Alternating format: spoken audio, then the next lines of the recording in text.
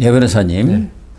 이 조국 혁신당 이 사람들은 우선 당명부터 좀 바꿔야겠어요. 이제 당도 바꿔야 이겼으니까 바꿔야죠. 이겼으니까 좀 제대로 해야지. 조국 무슨 민주혁신당이라든가 네, 뭐 뭔가 좀 바꿔야 할 것 같은데 아마 조국 개인의 인기를 이용해 가지고 지난 선거 때는 네. 그걸 알아야 예. 이게 조국당이라는 걸 알아야 그러면 찍는다. 정당이 뭐 몇십 개인데 어떻게 알겠습니까? 그런데 11일 날 당선되자마자 조희대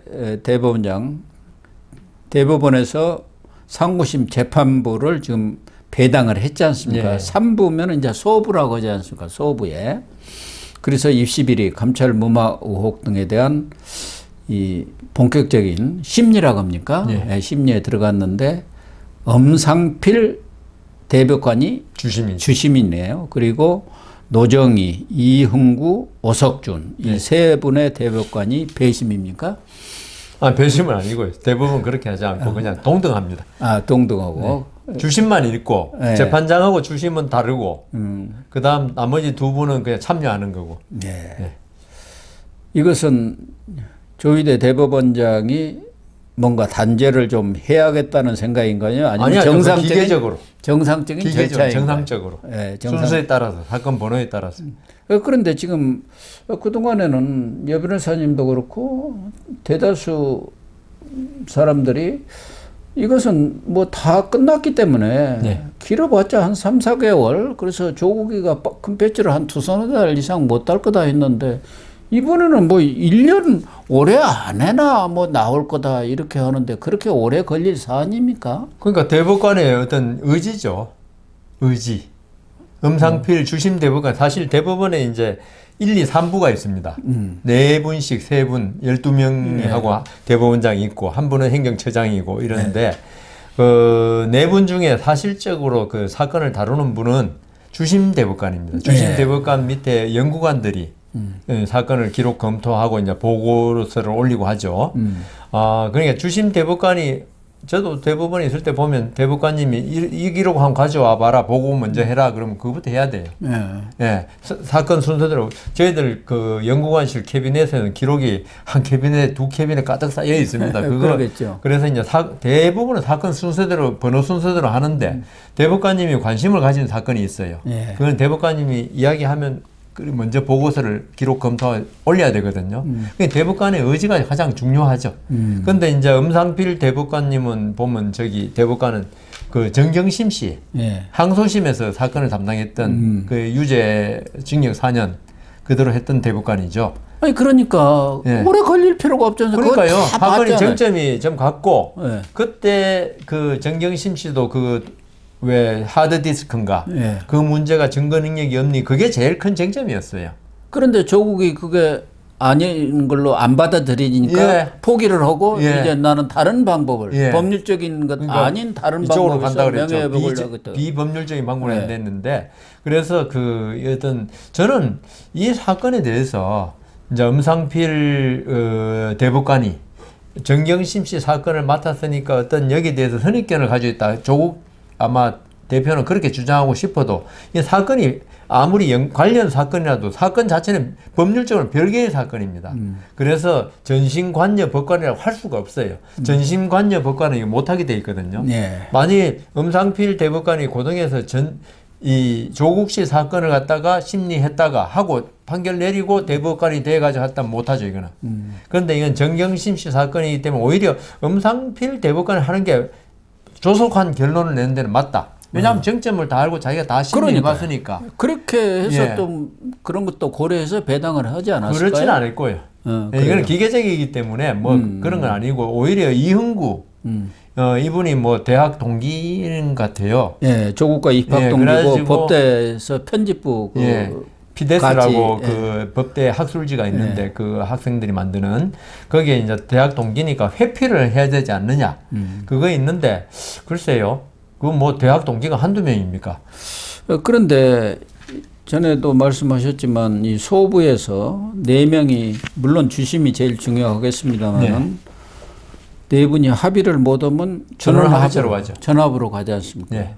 그런데 저는 뭐 이흥구 대법관은 뭐 혹시 회피할지 그건 차치하더라도 오석준 뭐 대법관은 뭐 그러지 않을 것 같은데. 이 노정희 좀 다르죠. 대법관 이 속거리 투표 네. 그때 선관위원장 한 사람 아닙니까? 그렇죠.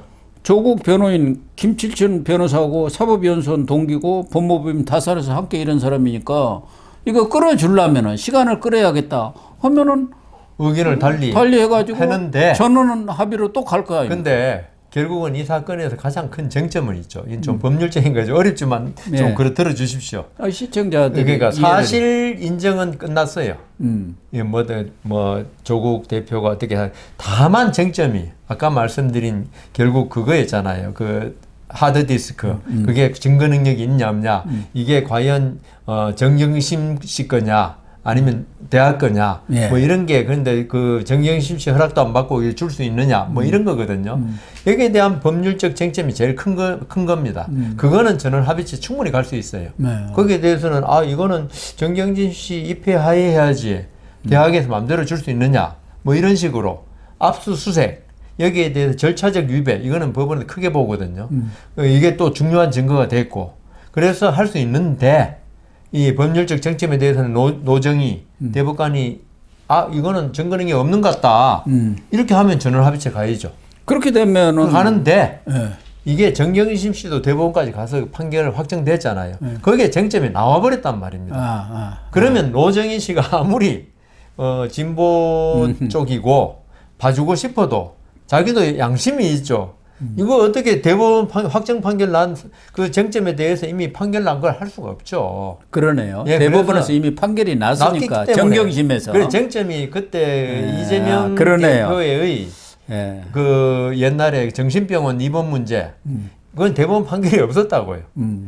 그러면 이거는 어떤 토론회에서 입 다물고 있는 게 과연 허위사실 공표냐 여기에 대해서 뭐 권순일 대법관 같이 그렇게 뭐 저희들로 봐서는 말도 안 되지만 예. 그렇게 생각할 수도 있는 거죠. 예. 완전히 좀 뭐 어떻게 김만배 자주 만나면은 예. 그런데 이 부분은 이 쟁점이 제가 볼 때 법률적 쟁점이 유일하게 이거예요. 예. 나머지는 고등에서 좀 정리 많이 됐어요. 그 주식 투자인가 뭐 예. 했던 거 이런 거 전부 다 무죄 나오고. 무죄 나왔죠. 그러니까 네. 더 이상 뭐 이게 사실 인정된 것만 가지고 2년 그대로 됐고 그다음 유일한 쟁점이 그러네요. 근데 그거는 이미 판결 나온 걸 갖다 노정희 대법관이 아무리 봐주고 싶어 이거 판결 나왔는 대법관 4명이 합의하거든요. 그냥 서로 이제 자기 주심이 이제 이번에 내 사건 이런 거 있는데 이 사건의 쟁점은 이거였는데 이거는 이미 대법원 판결에서 확정돼가지고 뭐 별 문제는 없는 것 같습니다. 그냥 상고 기각으로 가야겠습니다. 노정희 대법관 뭐라고 할 거예요 이거? 그래도 저는 합의체로 가십시다. 아니 뭔가 그 이의가 있어야지 가죠. 뭐 이의는 만들면 되는 것이죠. 그게 이제 워낙 사법부에 대한 불신이 강해서 우리 고 교수님 그렇게 말씀하시는데 그 우기는 사람들 보면 또 뭔가 이 법리를 만들어내더라고요. 아니, 이거는 법리를 만들어낼 수가 없다니까요. 우길 걸 우겨야지. 이거는 그러면은 이거는 파기환송은 거의 불가능하네요. 지난번 뭐 99.99% 권순일이처럼 거기야. 비타 500 먹고 그러니까 파기환송해버린다. 엉터리 결론을 내리니까 파기가 되는 거죠. 이거는 노정희 대법관이 아무리 해주고도 못하는 겁니다. 그렇군요. 네. 그러면 이 사건은 아주 이 쟁점도 분명하고 거기에 대한 판결까지 대법원 판결이 내려졌으니까 바꾸기가 어렵다. 다만 이영구 대법관이 회피, 이 법원의 재척 기피 회피라 그러거든요. 근데 회피는 대법관 스스로 나 이거 못하겠다는 거거든요. 근데 한 명 빠져도 보통 대법관 새로 임명 안 되고 막 청문회 오래 하면 3명이 계속 재판하거든요. 3명이 할 수 있도록 되어 있습니다. 4명 중에 한 명이 유고가 있어도 재판을 할 수 있도록 되어 있습니다. 이 엄상필 대법관은 23기인데 윤석열 대통령과 동기라고 그러네. 그런데 개인적으로는 뭐 전혀 안면이 없다. 저는 아주 훌륭한 대법관입니다. 예, 그런 것 같습니다. 어쨌든 조국도 본인 스스로도 파기환송을 좀 해줬으면 어떨까 하고 기대는 하는 것 같습니다만은 본인도 그렇게 큰 기대는 하지는 않는 것 같고 이제 옥중에 들어가겠다는 생각을 갖고 있는 것 같아요. 그래서 푸시업도 열심히 하면서 몸을 만들어 나오겠다 이런 얘기를 하고 또 하나는 수렴청정이 아니라 옥중청정을 하겠다. 옛날에도 그런 분 있었던 것 같은데요. 당 대표를 뭐 못 올 이유는 없지 없죠. 않습니까? 예. 기업 총수들 거기 가서 다 결제받고 그러잖아요. 그러니까요. 옛날에 재벌들이 거기 그러니까. 감옥에서 전부 다 경영했죠. 근데 일단 2년간을 살면은 2년은 다 살지 않고 뭐 한 1년 되면은 보석으로 나오지 않겠나. 보석은 없고요. 가석방 또는 그러니까. 사면 복권이면 사면 복권 안 해줄 거고요. 가석방이 가석방은 80%를 살아야 돼요.